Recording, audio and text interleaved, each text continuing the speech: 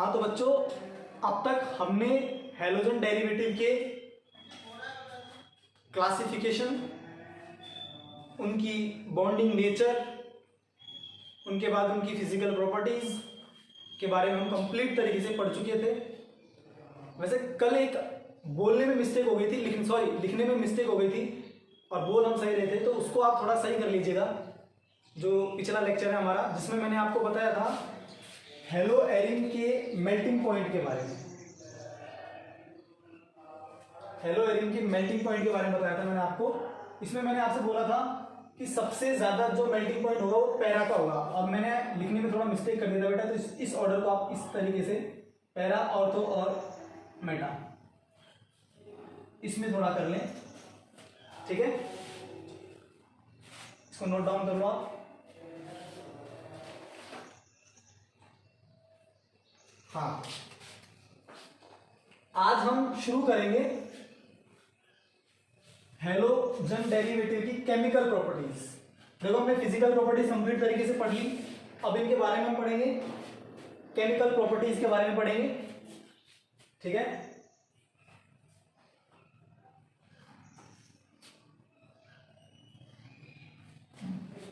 यहां से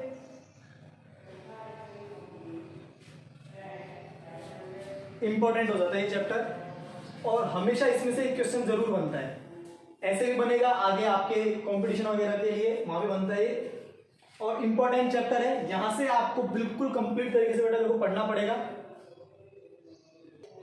आपको पढ़ना पड़ेगा। और एक और बात बता देता हूं मैं आपको, ये जो चैप्टर है बेटा, ये कंप्लीट चैप्टर अगर आप अच्छे से कंप्लीट कर लेते हो, कवर कर लेते हो इसकी केमिकल प्रॉपर्टीज, तो आपको आने वाले जितने भी फंक्शनल ग्रुप है, alcohol, phenol, ether, carboxylic acid और नाइट्रोजन कंटेनिंग कंपाउंड्स, इनमें आपको कोई प्रॉब्लम नहीं है कि अगर आप इसकी केमिकल प्रॉपर्टीज को अच्छे से तैयार कर लेते हैं। देखना, मैक्सिमम रिएक्शंस इसी में से हमको बार बार रिपीट होके मिलेंगी, इसलिए इसे अच्छे से पढ़ें बहुत तरीके से, ठीक है। केमिकल प्रॉपर्टीज को यहाँ पे इस आपके कोर्स के अकॉर्डिंग इन्हें देखो 4 टाइप से डिवाइड की हुई है। सबसे पहले जो हैलोजन डेरिवेटिव होते हैं, हैलोजन के कंपाउंड होते हैं, मैं हिंदी मीडियम में भी बता देता हूँ उसको मैं। और ये जो अब वीडियो लेक्चर बनेंगे बेटा, बोथ मीडियम में बनेंगे, दोनों मीडियम में बनेंगे, बाइलैंग्वेज रहेंगे, हिंदी और इंग्लिश। तो मैं हिंदी में भी लिखूंगा, इंग्लिश में भी लिखूंगा, और इंग्लिश वाले जो बच्चे हैं वो अपने अकॉर्डिंग सेंटेंस को बना सकते हैं, और हिंदी में भी वर्ड लिखूंगा, तो दोनों के लिए रहेगा ये। केमिकल प्रॉपर्टीज मतलब रासायनिक गुण,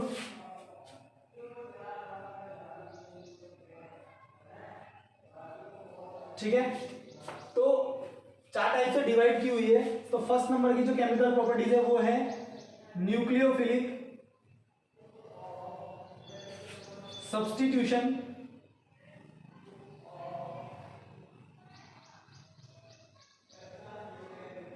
रिएक्शन।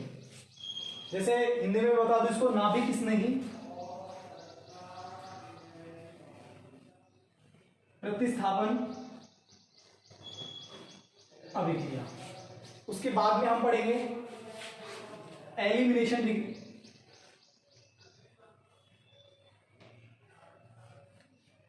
इसको हम बोलते हैं हिंदी में विलोपन अभिक्रिया, ठीक है। इसके बाद में रहेगी रिएक्शन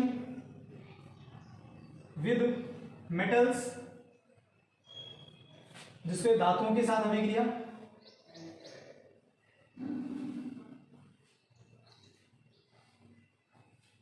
और फोर्थ टाइप की अलग अलग अदर टाइप्स की रिएक्शन, तो यानी देता हूं अदर रिएक्शंस,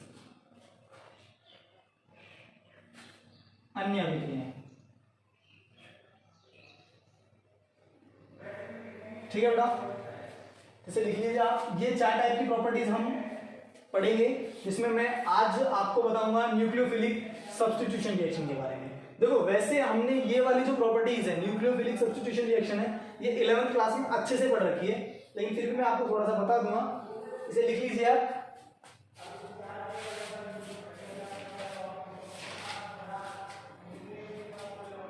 ठीक है। हाँ तो भैया हम शुरू करेंगे आज। फर्स्ट नंबर की प्रॉपर्टीज है न्यूक्लियोफिलिक फिलिप सब्स्टिट्यूशन रिएक्शन। देखो मैंने ये शॉर्ट में लिखा है, थोड़ा ध्यान रखना। सब्स्टिट्यूशन है कंप्लीट, नाभिक स्नेही प्रतिस्थापन अभिक्रिया है।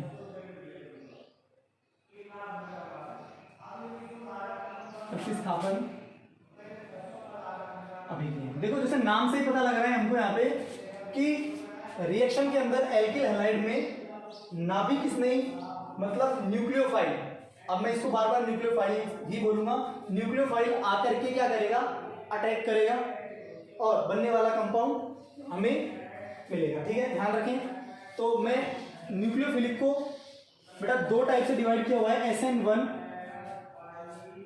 और SN2। आज हम इसी पे चर्चा करेंगे बस, SN1 और SN2। जैसा कि आप जानते हैं सभी, SN1 मतलब न्यूक्लियोफिलिक सब्स्टिट्यूशन, एक अणु, यूनिमॉलिक्यूलर रिएक्शन, ये सब यूनिमॉलिक्यूलर रिएक्शन है।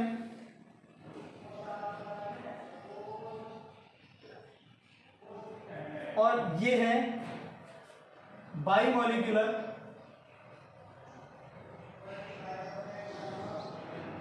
रिएक्शन है, जिसका मतलब है द्वि अणु अभिक्रिया। ठीक है बेटा, न्यूक्लियोफिलिक सब्स्टिट्यूशन को दो टाइप पे डिवाइड हुआ है, SN1 SN2, unimolecular reaction, बाइमॉलिक्यूलर reaction, एक अणु अभिक्रिया है, द्वि अणु अभिक्रिया है। ठीक है, अब हम स्टार्ट करेंगे SN1। ठीक है,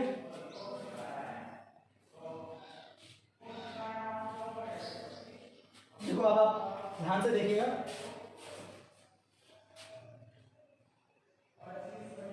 SN1। जैसे मैं एक एग्जांपल लेके समझाता हूं आपको। मेरे पास कोई 3 डिग्री कार्बन है जिसके साथ एल्किल हैलाइड मतलब 3 डिग्री एल्डिल हैलाइड है, 3 डिग्री एल्किल हैलाइड है, जिसकी रिएक्शन किसी न्यूक्लियोफाइल से करवाएंगे। तो आपको सिंपल सा पता है, ये बॉन्ड ब्रेक हो जाएगा, यहाँ माइनस और यहाँ प्लस, तो बनने वाला न्यूक्लियोफाइल यहाँ आके अटैक करेगा और आप बना दोगे CNU प्लस X माइनस, जिसको आप जानते हो लिविंग ग्रुप के नाम से, मतलब जानने वाला समूह। इसको हिंदी में बोलते हैं अवशिष्ट समूह।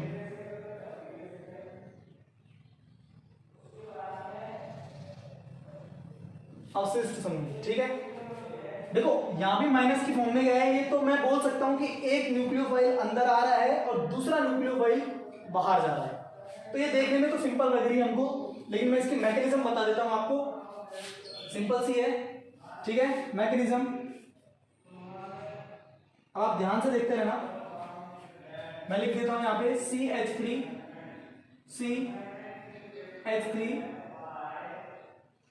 X।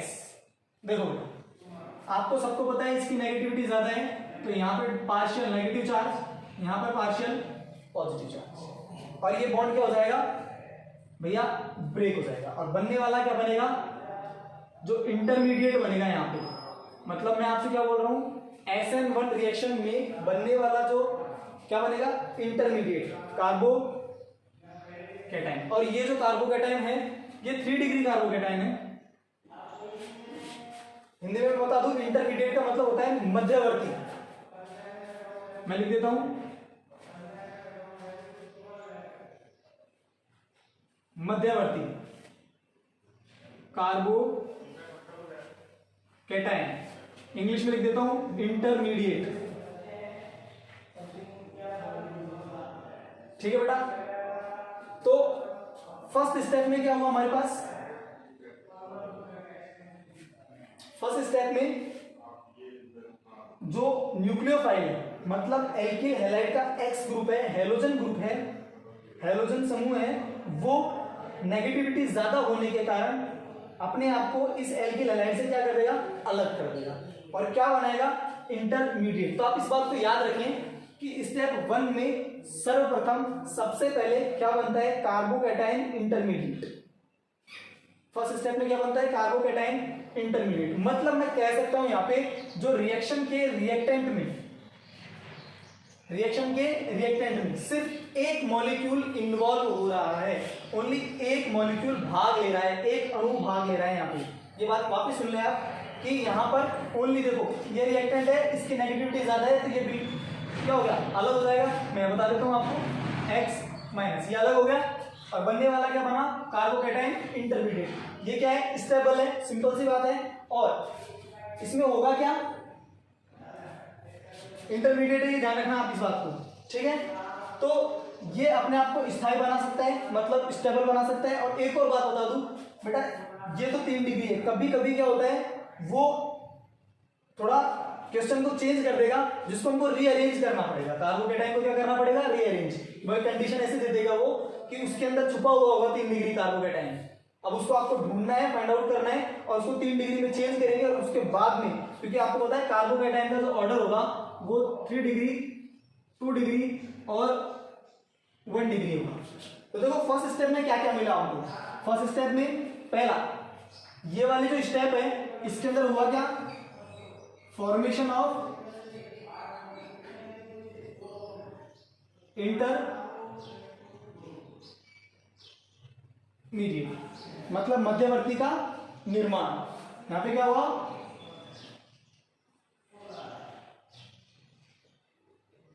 ठीक है, थोड़ा सिंपल सा है, फॉर्मेशन मतलब निर्माण सभी समझते हैं, फॉर्मेशन ऑफ इंटरमीडिएट। और इस स्टेप 1 में सिर्फ एक मॉलिक्यूल ने, एक अणु ने क्या लिया है, भाग लिया है। तो यहां लिख सकते हैं हम, ओनली 1 मॉलिक्यूल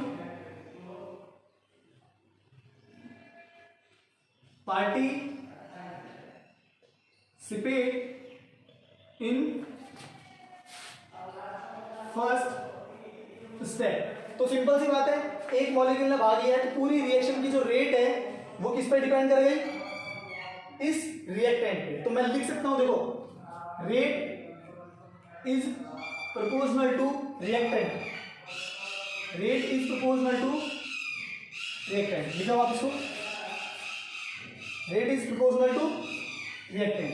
क्योंकि मैं बता देता हूं आपको एक बार वापिस कि जो रेट है रिएक्शन की, सिर्फ RX है, ये पूरा R और ये X, क्योंकि ये एक ही पूरे रिएक्टेंट में अभी यही इन्वॉल्व हुआ है। यहाँ पे न्यूक्लियोफाइल में कुछ भी कोई वर्क नहीं हुआ, न्यूक्लियोफाइल की कोई एक्टिविटी नहीं है, सिर्फ यही है।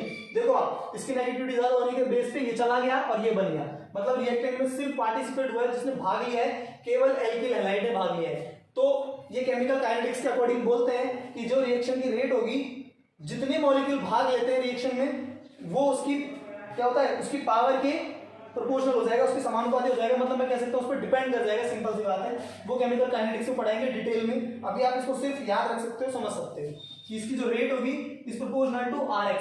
मैं बता दूं वापिस, फिर से बता रहा हूं, RX पे क्यों, क्योंकि एक ही मॉलिक्यूल, एक ही अणु ने यहाँ पे भाग लिया है पूरी रिएक्शन में। तो आप बोल सकते हो स्टेप 1 में इंटरमीडिएट बन गया और एक अणु में भाग लिया, इसलिए बेटा ये लिख लीजिए आप, ये मैं मिटा देता हूं आप इसको।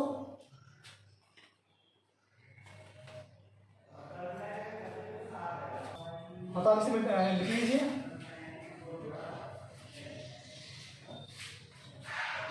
देखो फर्स्ट स्टेप में क्या क्या हुआ वापस बता देता हूं। फर्स्ट स्टेप के अंदर ओनली एक मॉलिक्यूल पार्टिसिपेट करता है, तो रिएक्शन की रेट है जो सिर्फ रिएक्टेंट पे ही क्या करती है, डिपेंड करती है। तो मैंने आपको बताया था, rate is proportional to RX की पावर 1, मतलब इसके साथ ये भी बदल जाएगा। सीधी सी बात है, इस पे डिपेंड करता है, न्यूक्लियोफाइल पे डिपेंड नहीं कर रहा है, क्योंकि अभी तक न्यूक्लियोफाइल का कोई काम नहीं हुआ यहाँ पे, ये ध्यान रखें। इसलिए जब ये रेट इस पे डिपेंड करती है और इसकी पावर 1 है, तो इसी के बेस पे इसको बोलते हैं बेटा यूनिमॉलिक्यूलर रिएक्शन। ये सब केमिकल काइनेटिक्स की बात है, तो ये आपको और भी अच्छे से बाद में समझ में आएगी, लेकिन फिर भी आप समझ सकते हो।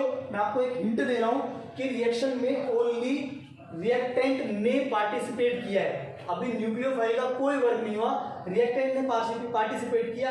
तो जो रिएक्शन की रेट है सिर्फ रिएक्टेंट पे ही डिपेंड कर रही है, उसकी पावर 1, इसके लिए इसको बोला गया है यहाँ पे यूनिमॉलिक्यूलर रिएक्शन। स्टेप 1 में कार्बोकेटाइन का फॉर्मेशन होता है, ये ध्यान रखें आप, ठीक है, कोई प्रॉब्लम?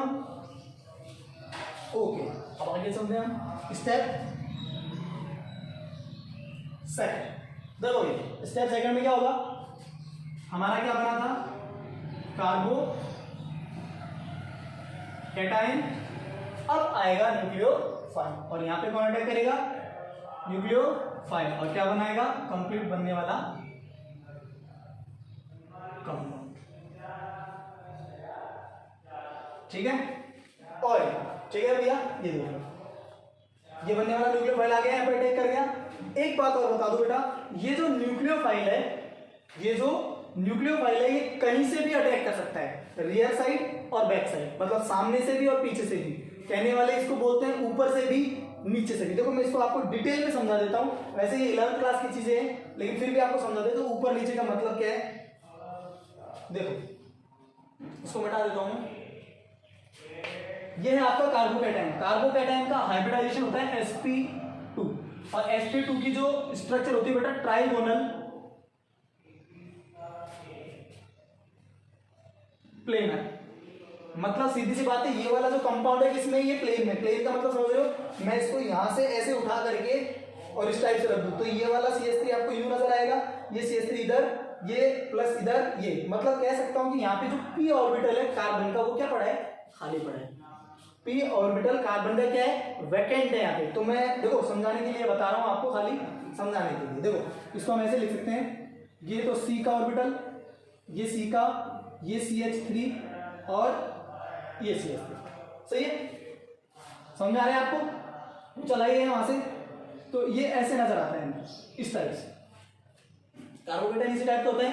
अब देखो बेटा, हमारा जो X ग्रुप था वो यहां लगा हुआ था, ध्यान से सुनना इस बात को, इन बातों को आपको एग्जाम में नहीं लिखना है, सिर्फ समझाने के लिए कि बैक साइड या रियर साइड या ऊपर नीचे अटैक किस टाइप से हो रहा है वो समझा रहा हूं मैं आपको।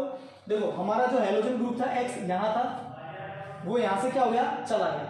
अगर ये जो आने वाला न्यूक्लियोफाइल है बेटा, आने वाला न्यूक्लियोफाइल अगर जहां से हेलोजन गया वहीं आता है, अगर आने वाला न्यूक्लियोफाइल जहां से हेलोजन गया है वहीं आता है, तो इसका मतलब है कि बनने वाला कंपाउंड जो था वही बन गया, जो था वही बन गया। तो उसको बोलते हैं बेटा रिटेंशन।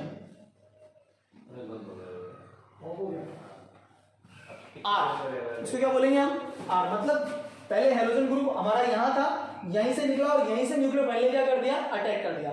हो सकता है ये न्यूक्लियोफाइल जरूरी थोड़ी है ऊपर से करे, ये न्यूक्लियोफाइल यहां से भी कर सकता है। तो मतलब कंडीशन हमको पता लग रहा है। ये स्टीरियोकेमिस्ट्री की बात है, स्टीरियोकेमिस्ट्री जब चैप्टर आएगा तो आपको मैं अच्छे से समझा दूंगा, नो प्रॉब्लम। लेकिन अभी मैं बात करूं आपसे तो आपको इतना ध्यान रखना है, जो बनने वाला कंपाउंड होगा वो मिक्सचर होगा। क्यों, क्योंकि जहां से गया वहां भी अटैक हो सकता है या फिर दूसरी साइड से भी अटैक हो सकता है। मतलब नाभिक स्नेही का आक्रमण दोनों तरफ से हो सकता है।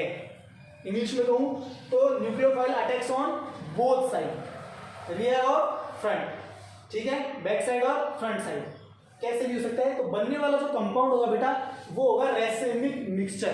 क्या होगा, रेसिमिक मिक्सचर। ये ध्यान रखें, दो कंपाउंड बनेंगे मतलब रेसिमिक मिक्सचर। 50% R 50% S। अब ये RS वाली कहानी पे मैं नहीं जाऊंगा, खाली आपको समझाऊंगा। तो आपको तो सिंपल सी बात है, ये याद रखना है, सिंपल, ये मैं मिटा देता हूं। आपको इतना याद रखना है कि स्टेप सेकंड में आपको सिर्फ ये याद रखना है, स्टेप सेकंड में न्यूक्लियोफाइल कार्बोकैटायन पर दोनों तरफ से अटैक कर सकता है। क्यों कर सकता है, sp2 trigonal planar, trigonal planar होने की वजह से। ये ध्यान रखें, प्लेन में ये कंपाउंड दोनों तरफ से, तो बनने वाला जो कंपाउंड होगा वो क्या होगा, रेसिमिक मिक्सचर। ये ध्यान रखें आप बस। हिंदी में भी इसे यही बोलते हैं, रेसिमिक मिश्रण। मतलब इसमें जो 50% प्रॉपर्टी होगी वो R की होगी, 50% प्रॉपर्टी होगी वो S की होगी, ठीक है। स्टेप 2 में क्या हुआ, बनने वाला कंपाउंड न्यूक्लियोफाइल दोनों तरफ से अटैक कर सकता है, रेसिमिक मिक्सचर प्राप्त होगा, ठीक है। वैसे सच बताऊं एक कहानी है, मतलब रियलिटी देखा जाए तो रेसिमिक मिक्सचर कायरल कार्बन होना चाहिए। बहुत सारी कंडीशन है लेकिन अभी इसने दे रखा है तो आपको इतना ही ध्यान रखना है, ठीक है। तो नॉर्मल स्टेप सेकंड में क्या हुआ, न्यूक्लियोफाइल ने अटैक किया और बना गया रेसिमिक मिक्सचर, दो टाइप के कंपाउंड्स बने। ठीक है, एक एग्जांपल लेके और समझा देता हूँ शॉर्टली, आप इसे लिख लीजिए।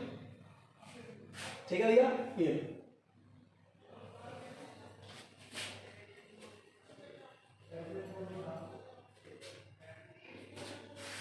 एग्जाम्पल है, वही एग्जाम्पल लूंगा मैं यहाँ।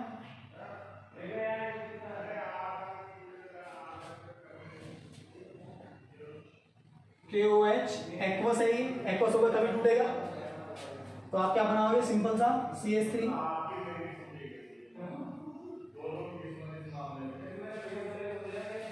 KCl। ठीक है, आप क्या करोगे, स्टेप 1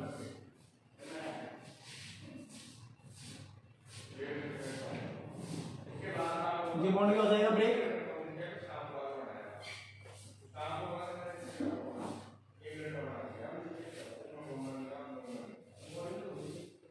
X माइनस, इसको आप लिविंग ग्रुप बोलते हो।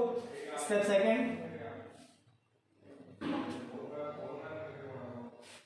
ये आपको दिखेगा नीचे से, देख लीजिए।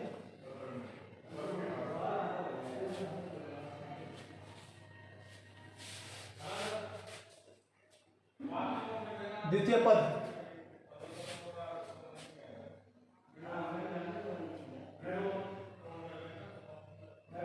क्या करेगा, OH minus,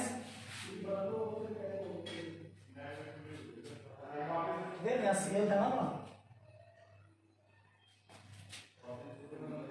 sorry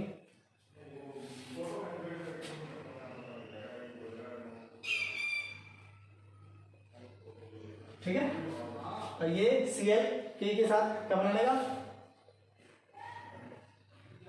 KCl। Okay, ये था SN1 रिएक्शन। तो एक बार रिवाइज कर देता हूँ। SN1 रिएक्शन के अंदर दो स्टेप में पूरी होती है। फर्स्ट स्टेप में कार्बोकेटाइन का फॉर्मेशन होगा, ठीक है, और रिएक्शन की जो रेट है सिर्फ रिएक्टेंट पे डिपेंड करती है, रिएक्टेंट की पावर 1 पे डिपेंड करती है, इसलिए फर्स्ट ऑर्डर की रिएक्शन है, यूनिमोलिकुलर रिएक्शन है, ये लिख लें आप, फर्स्ट ऑर्डर रिएक्शन है ये। ठीक है, इंटरमीडिएट मध्यवर्ती कार्बोकेटाइन का निर्माण होता है, फॉर्मेशन होता है। ठीक है, सेकंड स्टेप में न्यूक्लियोफाइल ने आके कार्बोकेटाइन पे क्या किया, अटैक किया, अटैक करने के बाद में क्या बना लिया, प्रोडक्ट बना लिया। ओके, ये थी SN1। और रेसिमिक मिक्सचर मिलता है, न्यूक्लियोफाइल दोनों टाइप से क्या कर सकता है, अटैक कर सकता है, आक्रमण कर सकता है। ठीक है, ओके, चलो आगे चलते हैं, देख लीजिए। अब हम बात करेंगे बेटा SN2 रिएक्शन। किसकी बात करेंगे, SN। देखो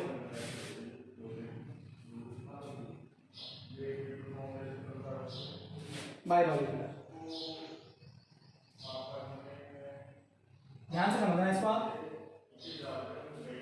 ये लो हमारा, मैं ले लेता हूं यहाँ 1 डिग्री लूंगा, देखो क्या लूंगा मैं, 1 डिग्री, एक्वस KOH।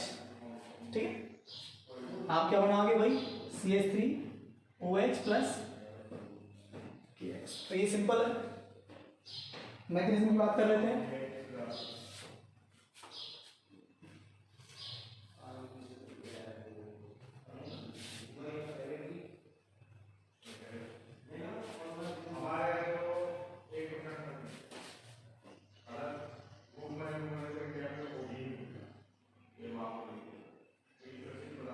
देखो अब एक बात बताओ,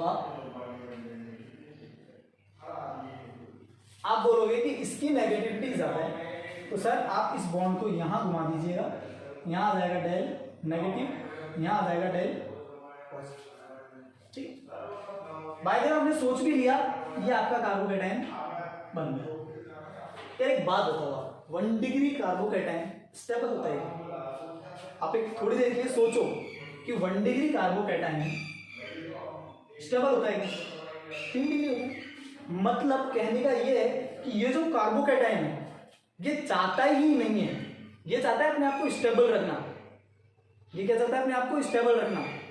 ये चाहता ही नहीं है कि मैं अनस्टेबल हो जाऊं, ये भी अनस्टेबल हो गया। ये जो एल्किल हैलाइड है यहाँ आने के बाद क्या हो गया, अनस्टेबल हो गया। क्यों? क्योंकि 3 डिग्री की जो पोजीशन होगी वो होगी स्टेबल। तो ये चाहता ही नहीं है कि मेरे से x आप दूर चले जाओ, मतलब ये कहता है कि x भैया आप मेरे को छोड़ के मत जाओ, क्योंकि अगर आप मेरे को छोड़ के चले गए मैं क्या हो जाऊंगा, अनस्टेबल हो जाऊंगा। समझ रहे हो मेरी बात?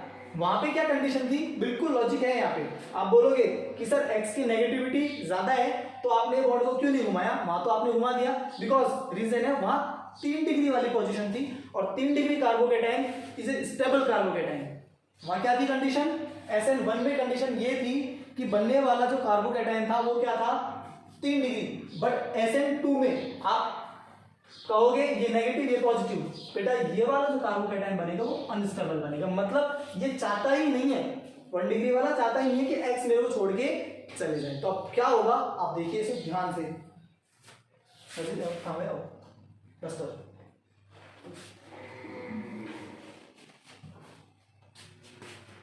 ठीक है। देखो होगा क्या, मैं मैकेनिज्म बताता हूं इसकी अब, ठीक है भैया।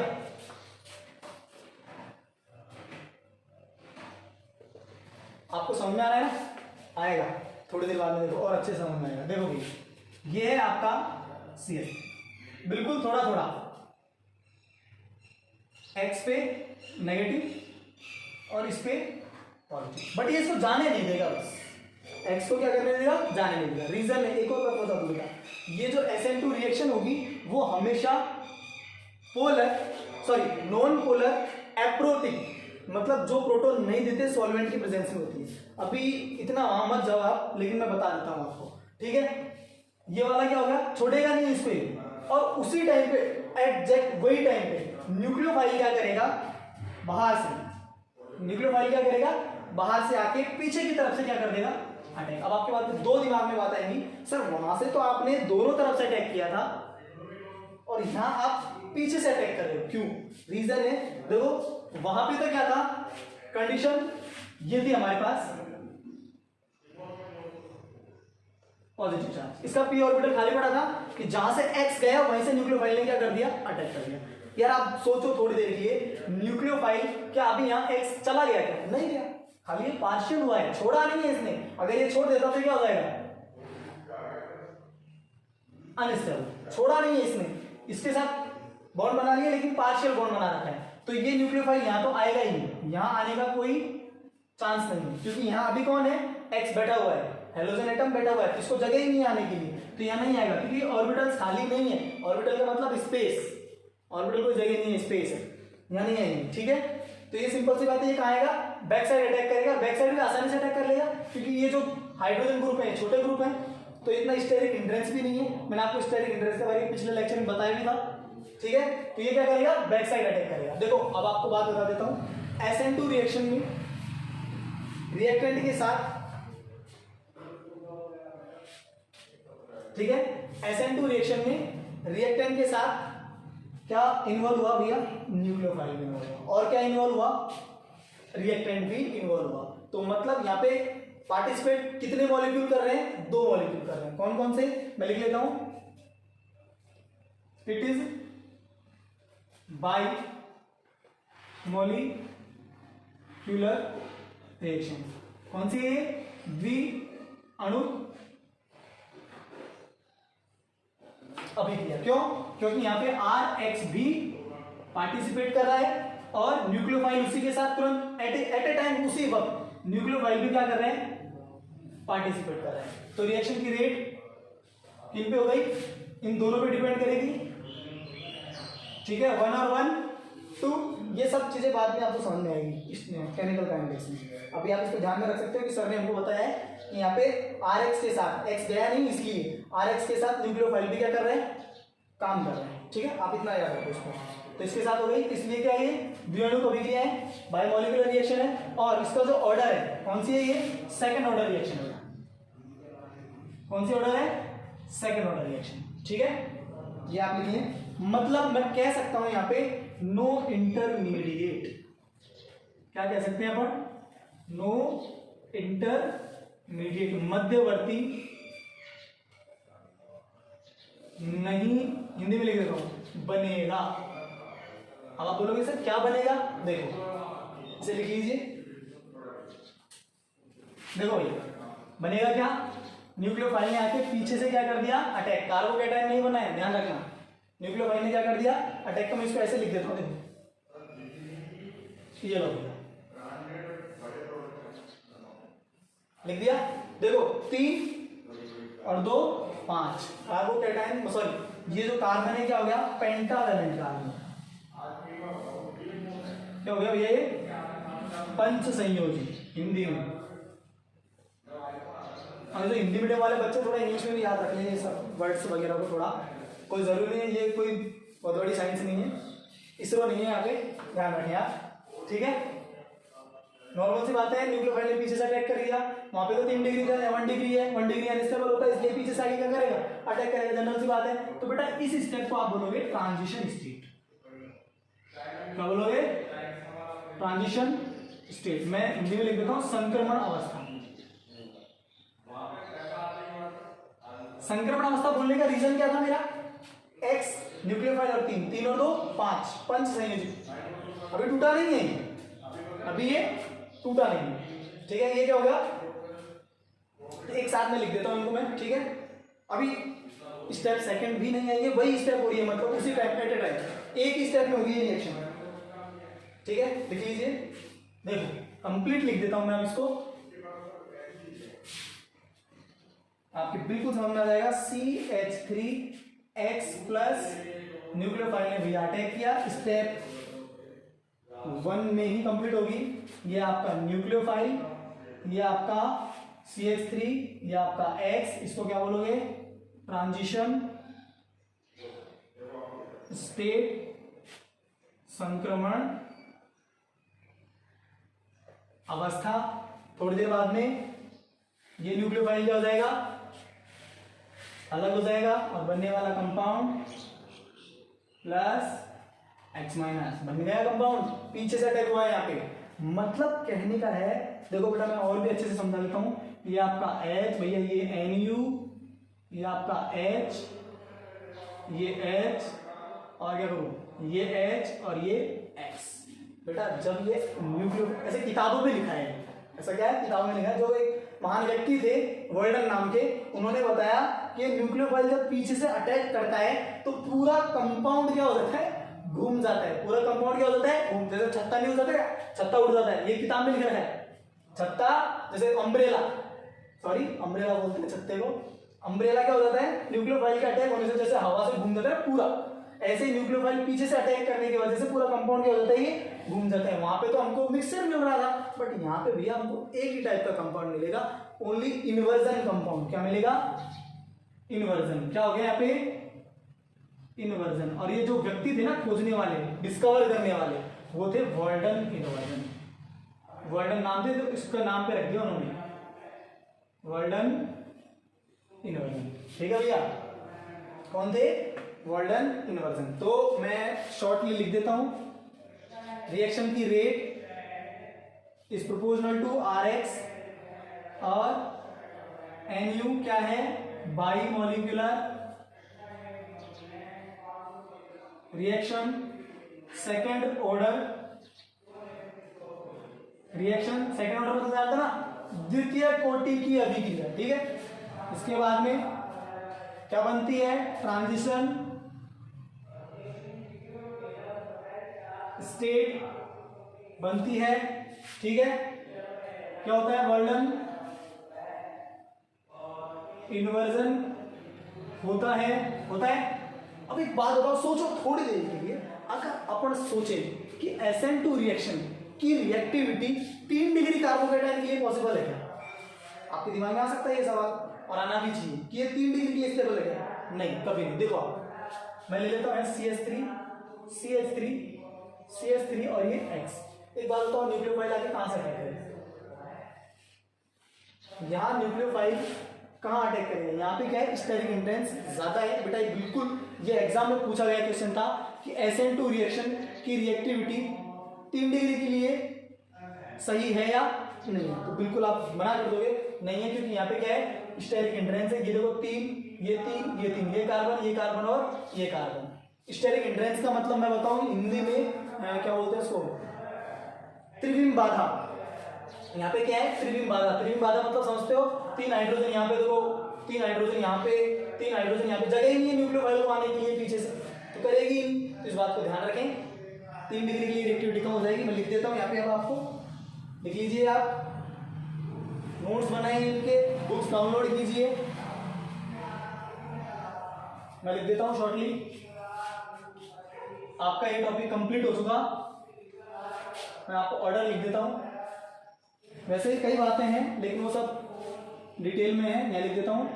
SN1, तो SN1 कौन देगा सबसे जल्दी, ये याद रखें। और SN2 कौन देगा, सॉरी 1 डिग्री, बेटा ये जरूर याद रखें। और हमेशा एक्वस के OH की प्रेजेंस में ही होगी, ठीक है, ठीक है,